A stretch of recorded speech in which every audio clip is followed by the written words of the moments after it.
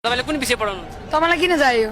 चाहिन्छ र चाहिन्छ तपाई हुन्छ पहिला पत्रकारिता पढेर आउनुस् अनि बल्ल हामी चाहिँ विषयवस्तुमा कमजोर भएर तपाईले सोधेका प्रश्नको उत्तर दिन नसक्ने भएर मैले विषय नभनेको होइन यही देखियो नि त म्याम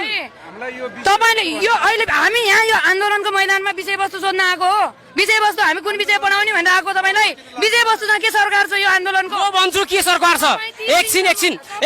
हामीले गर्ने प्रश्नहरुमा सरकारको सरकार छ म्याम तपाईले मलाई क्वेशन सोध्यो मलाई बोल्न दिनु पर्यो क्या बुझ्नुभयो नि तपाईले मलाई बोल्न दिनुहुन्छ भने हुन्छ होइन भने जानुस् बोल्नुस् न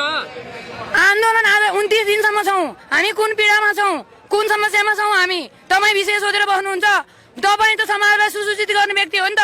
राज्यलाई सुसूचित गर्ने व्यक्ति हो तपाईहरु विषय सोध्ने विरोधी हो तपाईहरु आन्दोलन विरोधी हो बुझ्नुभयो हामीलाई कमजोर देखाउने हरेक ठाउँमा तपाई कुन विषय पढाउनुहुन्छ म्याडम भन्ने अनि विषयसँग लक्षित भएर कुन साहित्यकारले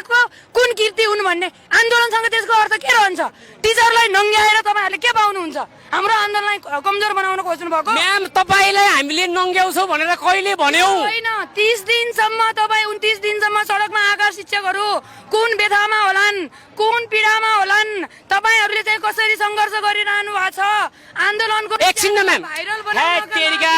शिक्षकहरुमाथि एकदम शिक्षकलाई कमजोर देखाउने हरेक ठाउँमा शिक्षकलाई झुकाउने शिक्षकलाई कमजोर देखाउने कहिलेकाहीँ शिक्षक टाउको दुख्या हुन्छ क्लासमा टाउको दुखेर क्लासमा सुतिरहेको हुन्छ नि त शिक्षक पनि मान्छे हो के